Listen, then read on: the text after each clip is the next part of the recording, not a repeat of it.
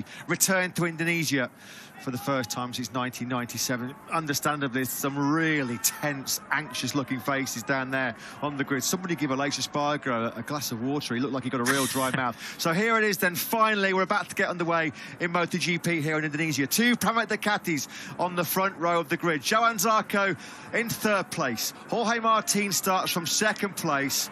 But it's the reigning world champion Fabio Quartararo who starts from pole position in our first Indonesian Grand Prix in 25 long years. Don't go anywhere, folks. 20 laps of pure drama and theatre coming your way in MotoGP. Up next.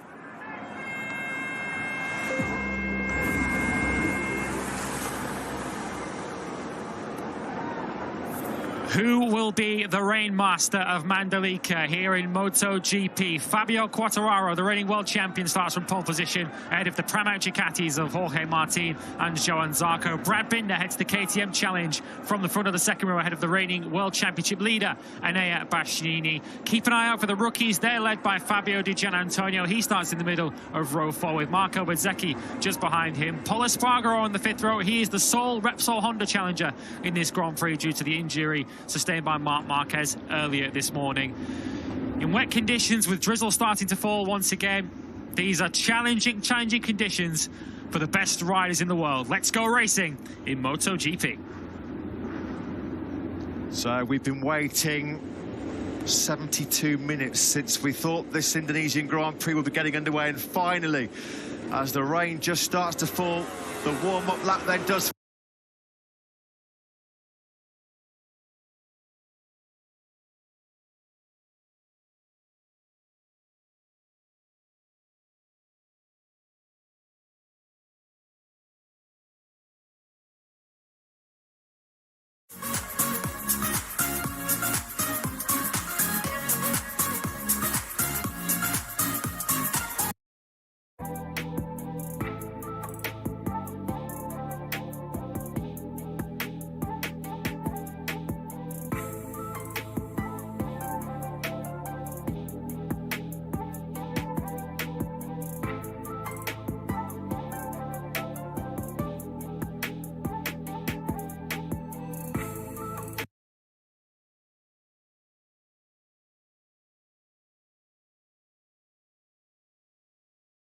hanging large and looming large over this brand new 4.3 kilometre Pertamina Mandalika circuit.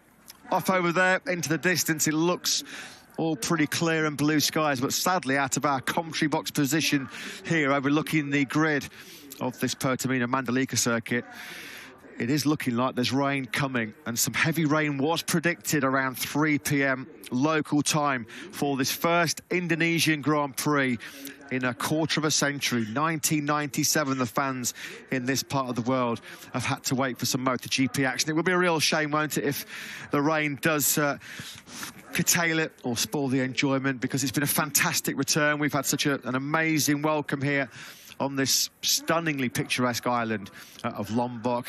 The waves breaking, surfs up.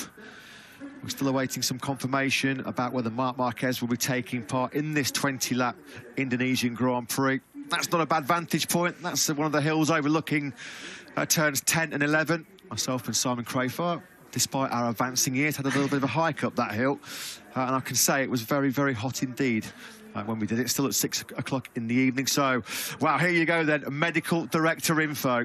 Marc Marquez has been declared unfit for the Indonesian Grand Prix due to a head concussion sustained in this morning's 20-minute warm-up session. If you join myself and Lewis and Simon earlier on today, pre-session warm-up, Marc Marquez had a violent high-speed high side on his Repsol Honda RC213V at turn number 7. His 4th crash of a bruising weekend for the 8-times world champion.